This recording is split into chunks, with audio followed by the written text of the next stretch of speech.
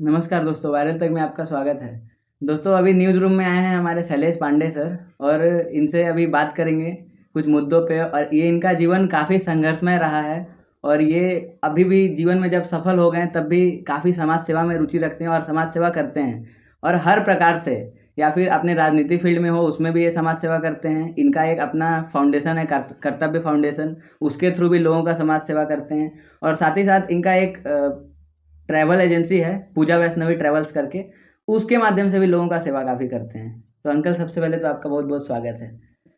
Uncle, सबसे पहले आप अपने शुरुआती समय के बारे में बताइए। ऐसा बताया जाता है कि आपका शुरुआती समय काफ़ी खराब रहा है।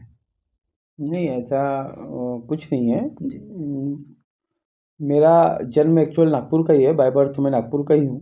जी। और अ, लश्करी बाग में मेरा रहना था। जी। और प्राथमिक जो मेरा एजुकेशन है वो सिंधी हिंदी हाई स्कूल जो है पाचपौली की, वहाँ पे हुआ है। तो लश्करी बाग में रहते हुए पिताजी का प्राइवेट काम था, एलआईसी एजेंट है। और उस वजह से थोड़ा आर्थिक तंगी रहती थी, किराए का मकान था। जी।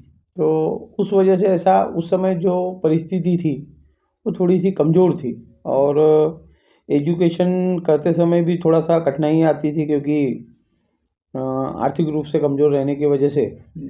पैसों की कमी होने की वजह से थोड़ी सी पढ़ाई में और बाकी चीज़ों में दिक्कतें आई। लेकिन सब चीज़ें मुझे लगता है कि ठीक ठाक ही थी। ठीक ठाक। हम्म। आप अपने बिजनेस को शुरुआत कैसे किए, मतलब कहाँ से शुरू किए और फिर बीच में क्या चैलेंजेज आई, परेशानियाँ आई? जैसा मैंने आपको बताया कि लश्करी बाग में रहते हुए एक आर्थिक रूप से अ, परेशानियों का सामना करना पड़ा, पैसों की कमजोरी रही। तो मुझे लगता है 94 में मैंने उस लश्करी बाग एरिया में से हम लोगों का जो शिफ्टिंग किया हमने, वो हम लोग पुलिस लाइन टाकली में रहने आए। और पुलिस लाइन टाकली में जब रहने आए, उस समय मेरा 92 में 10th हो गया था। 10th होने के बाद मैंने वहाँ पे एक अपना छोटा सा पान ठेले से अपना व्यवसाय चालू किया, पान ठेला शुरू किया। पान ठेले के साथ में और भी दुकानें वगैरह, सब्जी वगैरह का दुकान लगाया। जी।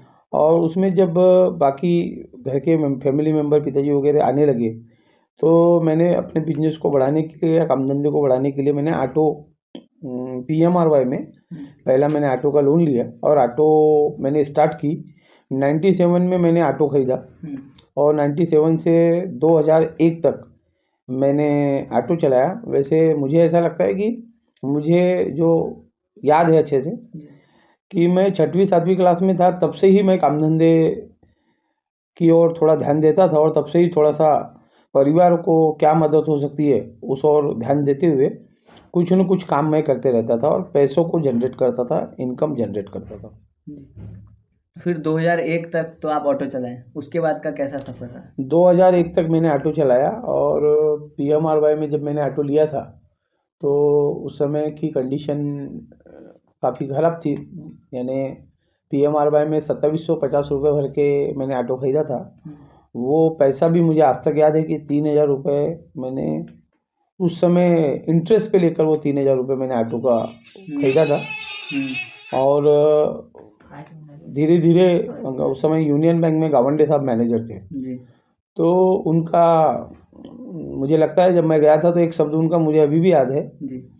कि उन्होंने बताया था कि हम लोग ऑटो वालों को जनरली लोन नहीं देते, क्योंकि ऑटो वाले रीपेमेंट नहीं करते। जी। तो उस समय मैंने उनको यही कहा था कि भाई आप चिंता मत कीजिए, मैं ऑटो लूँगा, चलाऊँगा और आपको रीपेमेंट करूँगा। जी। तो 5 साल का ईएमआई मुझे लगता है कि हमने 3 साल में पे किया। जी। 3 साल में पे करके जब मैं गावंडे साहब से मिलने गया, तो उन्होंने मुझे बोला था कि भविष्य में जब भी आपको कोई ज़रूरत लगे, कोई ऑटो लोन लगे कोई भी प्रकार का, तो निश्चित रूप से आप मुझे संपर्क करें। तो 97 से 2001 तक का मैंने ऑटो चलाया। 2001 में मेरे एक मित्र के साथ मैंने एक बस खरीदी।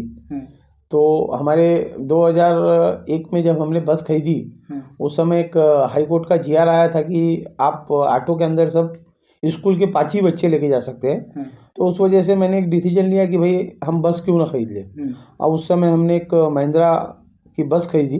और 2001 से मैं बस के व्यवसाय में आया। तो 2001 से हम लोग बस के व्यवसाय में लगे और हमने बस का व्यवसाय शुरू किया। और 2001 से अभी तक बस में लगभग क्या सफलता मिला, क्या है? 2001 से जब हमने बस सर्विस स्टार्ट की तो 2001 से लेकर 2006-07 तक एक उतार चढ़ाव बस के व्यवसाय में चलता रहा, कम ज़्यादा होता रहा। फिर 2008 के दरमियान मुझे बूटी-बोरी इंडस्ट्री में एक कंपनी का काम मिला।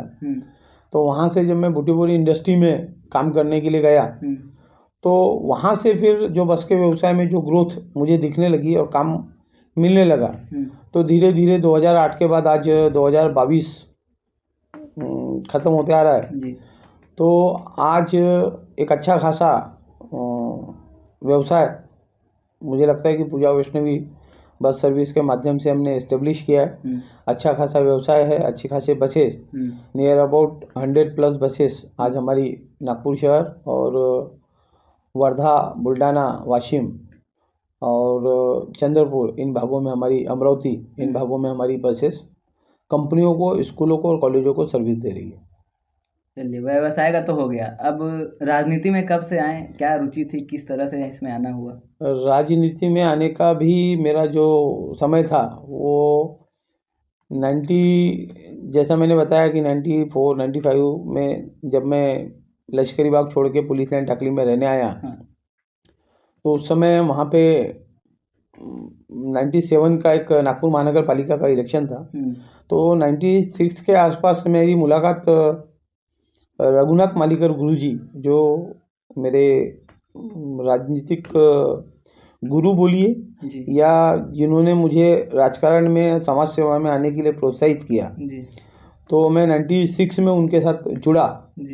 तो उस समय 96 में जब मैं उनके साथ जुड़ा और उनके साथ में मैं काम करने लगा, तो उस समय से ही मैं थोड़ा थोड़ा उनके साथ काम करता था। उनके वार्ड में उनके साथ में मैं जब सामाजिक और राजनीतिक जीवन की शुरुआत किया तो धीरे धीरे मुझे इस सामाजिक जीवन में और राजनीतिक जीवन में रुचि आने लगी और मुझे लगता है कि वहीं से मेरा राजनीतिक और सामाजिक जीवन स्टार्ट हुआ। तो ऐसा कहा जाता है लोगों के द्वारा कि आपका अनिल देशमुख साहब से ज़्यादा अच्छा रिलेशन है ऐसे करके, तो वो उनसे कब मुलाकात हुई, किस प्रकार से? मेरी जो 1999 में माननीय शरद पवार साहब ने राष्ट्रवादी कांग्रेस पार्टी की स्थापना की, उस समय नागपुर शहर में दत्ता मेघे साहब और अनिल देशमुख साहब, ये दो राष्ट्रवादी में नेता हुआ करते थे। तो उसमें रघुनाथ मालीकर गुरुजी के साथ में काम करते हुए मुझे 1999 में जब राष्ट्रवादी कांग्रेस पार्टी की स्थापना हुई तो मुझे पुलिस लाइन टाकली का वार्ड अध्यक्ष बनाया गया और पुलिस लाइन टाकली का वार्ड अध्यक्ष, राष्ट्रवादी कांग्रेस पार्टी का वार्ड अध्यक्ष के रूप में मेरी नियुक्ति हुई और मैंने काम की शुरुआत करी। और 2007 में नागपुर महानगर पालिका का इलेक्शन था।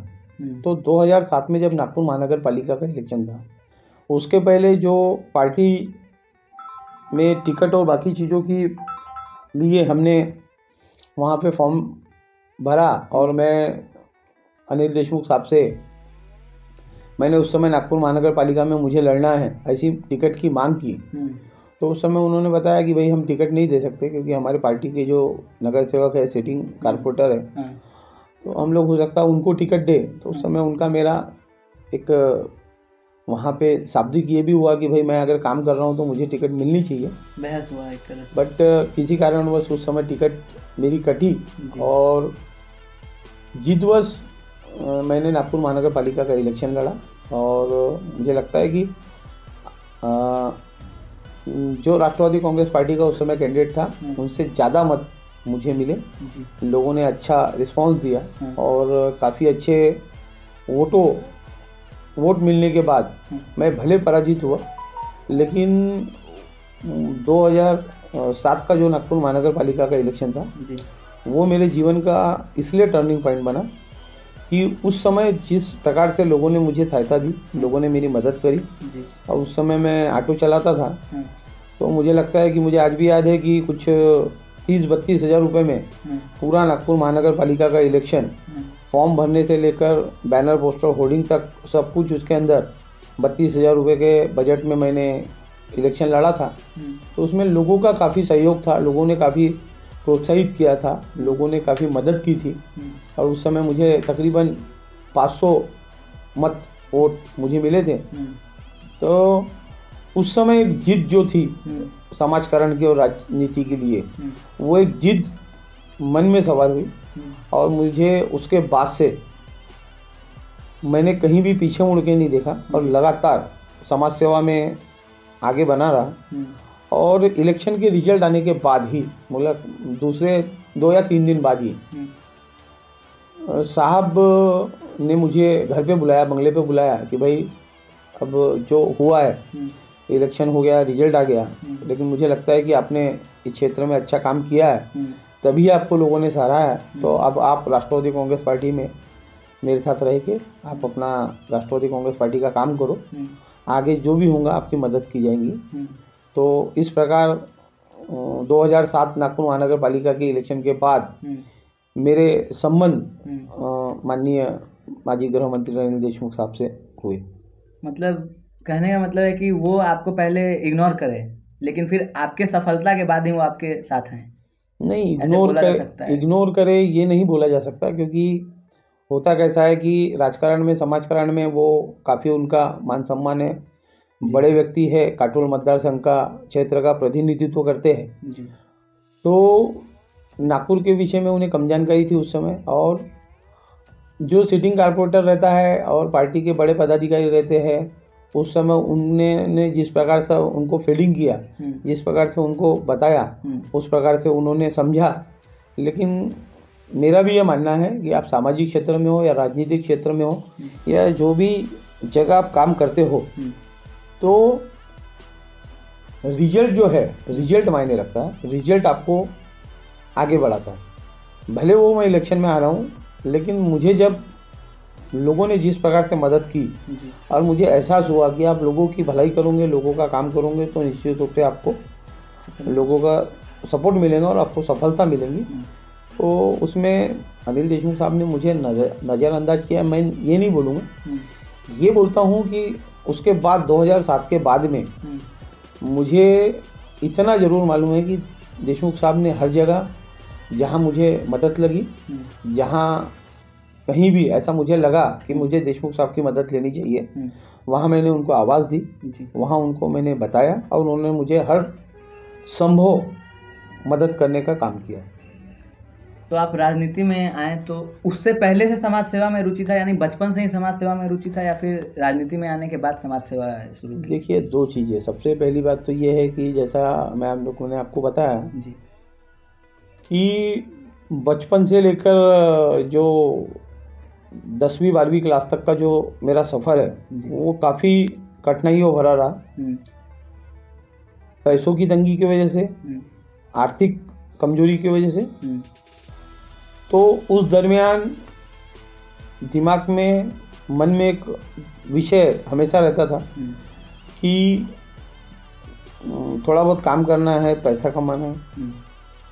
लेकिन जब उस समय ऐसा राजनीतिक या सामाजिक ये कुछ भी ऐसा दिमाग में नहीं था, लेकिन जो कंडीशन, जो सिचुएशन से मैं गुजरा हूँ, वो सिचुएशन से गुजरने के बाद जब मैं राजनीतिक जीवन में आया, तो सामाजिक, यानी जब सबसे पहले मैं आपको बता दूं कि जब मैंने ऑटो चलाना चालू किया, तो आज भी वो बच्चे जो मेरे ऑटो में गए हुए हैं, उन्हें सबको मालूम है कि मैं जब ऑटो में बच्चे लेके जाता था, तो उस समय मैं ये देखता था कि मेरे ऑटो में 18, उस समय ऑटो में 18 या 19 बच्चे जाते थे एक ऑटो में। और कई ऐसे बच्चे रहते थे जो जिनके पिताजी सिक्योरिटी गार्ड की नौकरी कर रहे हैं, कोई क्लास 4 की नौकरी कर रहा है, कोई बहुत गरीब है। वो पेरेंट्स मुझे पैसा नहीं दे पाते थे ऑटो का। जब वो पैसा नहीं दे पाते थे तो भी मैं उन बच्चों को लगातार लेके जाता था, उन्हें पैसे के लिए कभी तंग नहीं करता था। और उस समय मेरे दिमाग में एक चीज़ रहती थी कि अगर मैं ऑटो में 18 बच्चे लेके जाऊँगा तो भी मुझे एनर्जी उतनी लगेगी, पेट्रोल डीजल उतना ही लगेगा। और मैं 15 बच्चे लेके जाता हूँ, 14 बच्चे लेके जाता हूँ, तो भी मुझे एनर्जी उतनी लगेगी। तो मैं ये सोचता था कि भाई चलो 4 बच्चे मैं नहीं लेके जा रहा हूँ या उनका पैसा नहीं ले रहा हूँ, तो मेरे वजह से अगर किसी बच्चे का एजुकेशन पूरा होता है, या वो लाइफ में आगे बढ़ता है तो निश्चित रूप से उसका जो ब्लेसिंग है, उसका जो आशीर्वाद है, उनके माँ बाप का जो आशीर्वाद है, वो कहीं ना कहीं अपने साथ में उस समय रहा है। और अपनी गरीबी, अपनी मजबूरी को देखते हुए मैंने उस समय मेरे दिमाग में ये था कि कहीं ना कहीं अगर हम कुछ अच्छा कर सकते हैं समाज के लिए तो निश्चित रूप से हमने करना चाहिए। तो वही एक दिमाग में जो चीज़ें थी जी। वो धीरे धीरे आगे बढ़ती गई। और जैसा मैंने ऑटो से शुरुआत करी, ऑटो चलाया, फिर बस चलाया, और धीरे धीरे जैसा मेरा डेवलपमेंट होते गया तो डेवलपमेंट के साथ साथ में मैं पैसा जब कमाने लगा और जब अच्छी एक इनकम ग्रोथ हुई, तो एक अच्छी इनकम ग्रोथ होने के साथ साथ मेरे दिलो दिमाग में एक चीज़ थी कि हमने कुछ ऐसा करना चाहिए कि जिससे समाज का भी भला हो, कुछ ऐसे गरीब लोगों का भला हो, कुछ ऐसे बच्चों का भला हो कि जिससे जो कठिनाइयों का सामना मैंने किया हूँ उनको उन कठिनाइयों का सामना ना करना पड़े। इसीलिए मुझे ऐसा लगता है कि समाज सेवा की जो प्रेरणा है वो यानी स्टार्टिंग से ही, जब से लश्करी बाग से रहना था तब से ही मुझे लगता है कि समाज सेवा की प्रेरणा उस वजह से ही मेरे मन में आई और मैंने समाज सेवा स्टार्ट की। तो आप मतलब हर एक बिजनेस में, चाहे आप बिजनेस कर रहे हैं या फिर राजनीति कर रहे हैं या फिर समाज सेवा कर रहे हैं, आपका उद्देश्य मतलब मेन यही रहता है कि लोगों की भलाई हो किसी प्रकार से। देखिए क्या होता है, मैं एक बात बताता हूँ, आज की तारीख का आज का जो राजकारण है, आज का और राजकारण टोटल कमर्शियल राजकारण है। हर कोई एक कमर्शियल राजकारण करना चाहता है, लेकिन मेरा ये मानना है, मेरी ये सोच है कि मैंने जीवन में जिस तरीके से, जिस कठिनाइयों से भी अपने जीवन को आगे बढ़ाने की कोशिश की, तो एक सिंगल व्यक्ति, देखिए मेहनत सभी लोग करते हैं, मेहनत मजदूर भी करता है। हाँ। एक बिल्डिंग बनाते समय एक मजदूर मेहनत करता है, एक ठेकेदार मेहनत करता है, सुपरवाइजर मेहनत करता है, इंजीनियर मेहनत करता है, लेकिन सबका रेशो अलग अलग रहता है। तो मैंने जब मेहनत की, मुझे जो ग्रोथ मिला, मैं वो ग्रोथ को, वो मेहनत को मेरी खुद की काबिलियत की वजह से मिला, मैं ऐसा नहीं मानता हूँ। मेरा यह मानना है कि समाज का जो घटक अगर हमारे साथ नहीं रहता है, समाज के कुछ लोग अगर हमारी मदद नहीं करते हैं, तो आपका डेवलपमेंट होने में कहीं ना कहीं आपको कठिनाई भी होती है, देरी भी होती है। जैसा हमारे एक पीआई त्रिपाठी साहब थे, जैसा मैंने बताया, पहले ऑटो जब लेने गया तो गावंडे साहब ने बोला कि भाई हम लोन नहीं देते। उस समय वो त्रिपाठी साहब ने मेरा वहाँ पे रेफरेंस उनको बताया कि भाई ये बच्चे की मैं गारंटी लेता हूँ, ये लोन पे करेगा। तो जैसा उनकी मदद हो गई। उसके बाद जैसा मैंने आपको बताया कि मेरे जो राजनीतिक गुरु है रघुनाथ मालिकर गुरु जी, जब तिरुपति से हमने लोन लिया तो उन्होंने उस समय ऑटो लेने के लिए हमको मदद करी। उस समय उनके ओर से मुझे मदद हुई। उसके बाद जीवन में आगे बढ़ते गए तो जैसा मैंने बचपन में, हम लोग पढ़ाई करते थे तो दिलीप बोस करके हमारे बड़े भाई है, प्रिंसिपल संगम महाविद्यालय के, उन्होंने एजुकेशन में मेरी मदद करी। उन्होंने जब 10वीं का ट्यूशन पढ़ाया तो उन्होंने फीस नहीं ली। ऐसे विभिन्न प्रकार के लोग हैं जिन्होंने समय समय पे हमारी मदद करी, मेरी मदद करी। हमारे जेपी मिश्रा जी, हमारे जीजा जी है, उन्होंने मदद करी। तो कहने का मतलब ये है कि हमारे जो मामा जी है उन्होंने मदद करी। मदद करने का मतलब ये नहीं है कि कोई आर्थिक रूप से आपकी मदद करे, एक मानसिक रूप से भी अगर कोई मदद करे, आपको प्रोत्साहित करे, आपको आगे बढ़ने की प्रेरणा दे, वो भी एक मदद का रूप होता है। तो मेरा ये मानना है कि जिस प्रकार से इन सब लोगों ने मदद करी और मुझे आगे बढ़ाया, उसके बाद हमारे माजी गृह मंत्री अनिल देशमुख साहब ने जिस तरीके से मेरा हाथ थामा और मुझे प्रोत्साहित किया, तो डेवलपमेंट के पीछे सभी कारण हैं। अकेला मैं या मेरा परिवार ये बोलने के बजाय मेरा ये बोलना है कि मेरे अलावा बाकी सब जिन लोगों ने मुझे मदद करी, वो मेरा समाज, मेरे परिवार वाले, और उसी प्रकार जो बच्चे मेरे ऑटो में जाते थे उनका आशीर्वाद, ऐसे सभी लोगों का जो मिश्रण है, वो मिश्रण की वजह से मुझे लगता है कि आज ऊपर वाले की दुआ से काफ़ी अच्छा बिजनेस मैं कर पा रहा हूँ और अच्छी ताकत से पूजा वैष्णव स्कूल बस सर्विस जो है अपने मुकाम पे पहुँच रही है। तो अभी जो आप उस समय लड़कों का समाज सेवा करते थे एक तरह से, तो वो लड़के अभी आपसे क्या बोलते हैं? मुलाकात होती है कभी?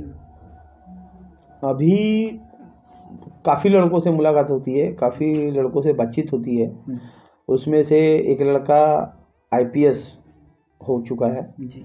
बिहार कैडर में उसकी पोस्टिंग है, हितेंद्र जाधव करके। जी। उसके बाद कई लड़के इंजीनियर बन चुके हैं, कई लड़कों ने एमबीबीएस किया है। कई लड़के ऐसी जगह मिलते हैं, बोलते हैं कि भाई हम आपके साथ में ऑटो में जाते थे, ये जाते थे। तो बोलने का तात्पर्य है कि ऐसे कई बच्चे अच्छी पोस्ट पे जा चुके हैं, अच्छा काम कर रहे हैं और वो भी समाज में अच्छा नाम रोशन कर रहे हैं। और बार बार कई बच्चों के मुझे फ़ोन आते हैं। एक वाकया ऐसा है कि मोपा में मुझे 3 फेस मीटर की ज़रूरत थी, तो मैंने अप्लाई किया। अप्लाई करने के बाद 2-2.5 महीना तक मुझे वो कनेक्शन नहीं मिला। और अचानक एक दिन मैं ऑफिस चले गया कि चलो भाई कनेक्शन क्यों लेट हो रहा है, मैं देखता हूँ। तो वहाँ जाने के बाद पता चला कि जो स्टूडेंट है, जो इंजीनियर है वहाँ जेई है, वो मेरा ही स्टूडेंट है, मेरे साथ ऑटो में गया हुआ है। तो उसने मुझे पहचाना और मेरे से बातचीत की और मुझे लगता है कि 3 दिन के अंदर ही उन्होंने मुझे मीटर कनेक्शन दिलवा दिया। तो ऐसे कई वाक़ये, कई ऐसे मैं आपको बताना चाहूँगा कि कर्तव्य फाउंडेशन के माध्यम से हम लोग हर साल 14 फरवरी को, जो कि वैलेंटाइन दिन के रूप में हमारे इस भारत देश में अब मनाया जाता है जी। तो तकरीबन एक 5-7 साल से हमारे साले साहब है मनीष तिवारी जी, उन्होंने उसका उनके दिमाग में वो कंसेप्ट आया था और वो कंसेप्ट वो मेरे पास लेकर आए कि क्यों ना हम 14 फरवरी के दिन वैलेंटाइन डे के दिन माता पिता पूजन दिवस मनाएं।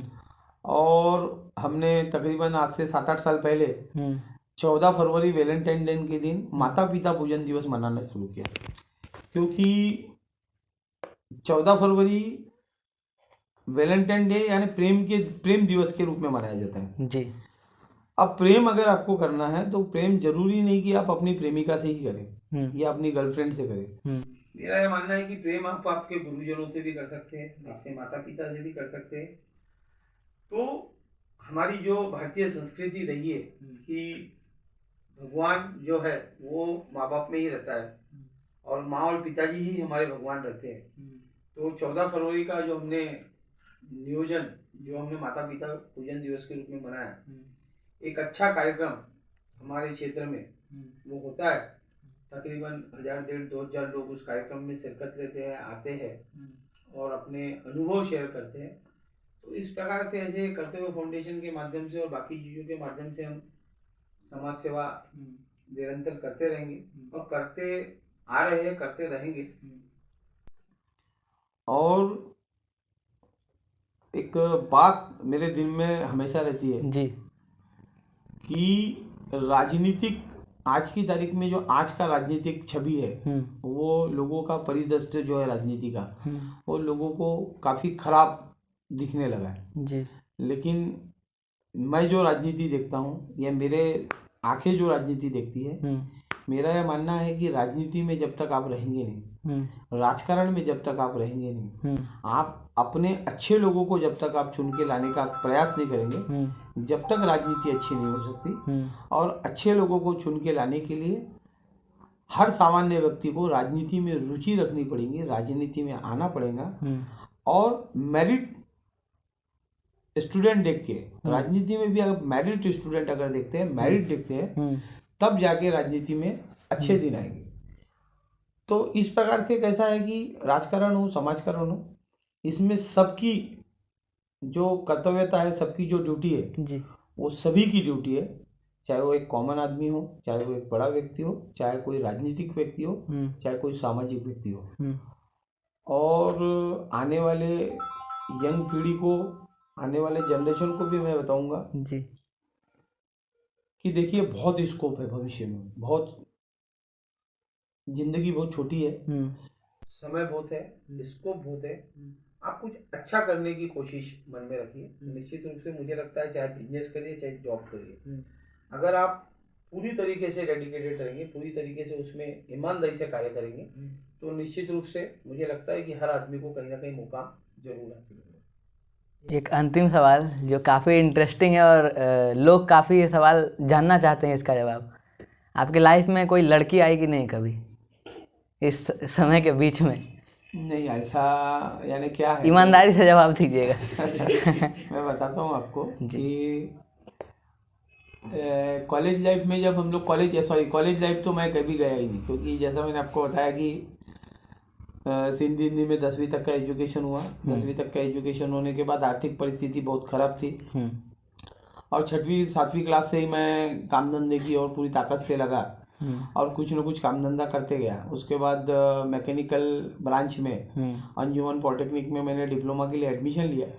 उस समय मेरा नंबर 10th में, क्योंकि मुझे लगभग 67% उस समय मार्क्स थे, तो उस समय मेरा डीएड में भी नंबर लगा, पॉलिटेक्निक में भी नंबर लगा। बट मैंने डीएड, मेरी इच्छा डीएड करने की थी, परिवार वालों की इच्छा डीएड करने की नहीं थी, कि उनका बोलना था कि भाई उस समय एक इंजीनियरिंग का क्रेज दिमाग में था, तो उन्होंने डिप्लोमा में एडमिशन कराया। बट आर्थिक परिस्थिति अच्छी नहीं रहने की वजह से वो भी छोड़ के मैंने फिर बिजनेस और ऑटो वगैरह चालू किया। तो लगभग जो लाइफ थी वो टोटल स्ट्रगल थी। यानी उस समय अपन ये बोल सकते हैं कि लड़की और बाकी सब चीज़ें दिमाग में इसलिए नहीं थी, क्योंकि अगर पेट खाली रहता है तो बहुत सारी चीज़ें दिमाग में नहीं आती है। पेट जब भर जाता है तब बहुत सारी चीज़ें दिमाग में आती है। जब पेट खाली रहे, गरीबी रहे, तो उस समय टारगेट एक रहता है कि भाई हमको पैसा कमाना है और पेट भरना है।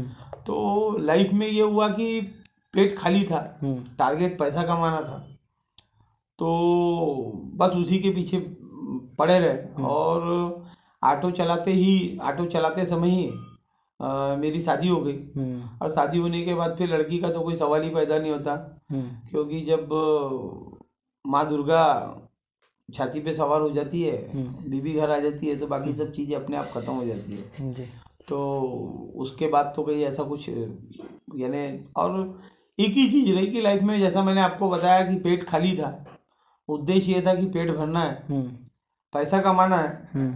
पैसे कमाने के साथ साथ में एक ये बेनिफिट हुआ कि मेरा पेट खाली रहने की वजह से, मेरी परिस्थिति गरीब रहने की वजह से, मेरे दिलो दिमाग में ये चीज़ आई है कि समाज में भी कुछ तबका ऐसा है जिनको हमने मदद करना चाहिए। तो फिर उसी के वजह से मुझे लगता है कि समाज सेवा की एक प्रेरणा मुझे मिली, राजनीति में आने की प्रेरणा मुझे मिली।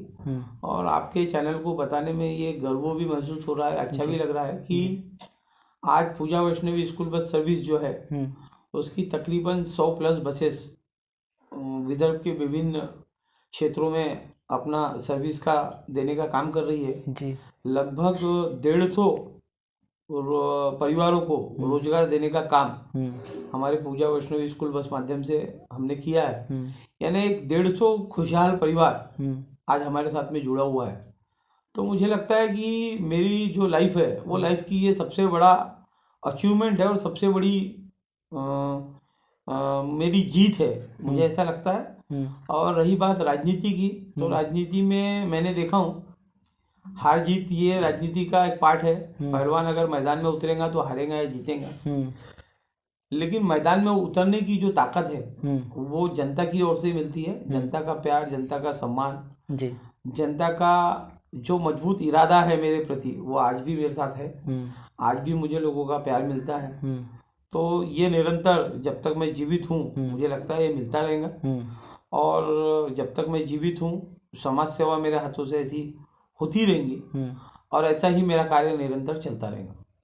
तो आपका बहुत बहुत धन्यवाद। और हमारा अंतिम ये सवाल रहने वाला था कि नागपुर के लोगों को क्या संदेश देंगे, युवाओं को क्या संदेश देंगे, लेकिन इसका जवाब आप खुद ही पहले ही दे चुके हैं। तो ये सवाल हमारा जवाब मिल ही चुका है। तो आपको हमारे चैनल वायरल तक में समय देने के लिए बहुत बहुत धन्यवाद। आप अपना काफ़ी व्यस्तता भरे समय में से निकाल के हमको समय दिए, इसके लिए हम लोग आपका सदा आभारी रहेंगे। धन्यवाद।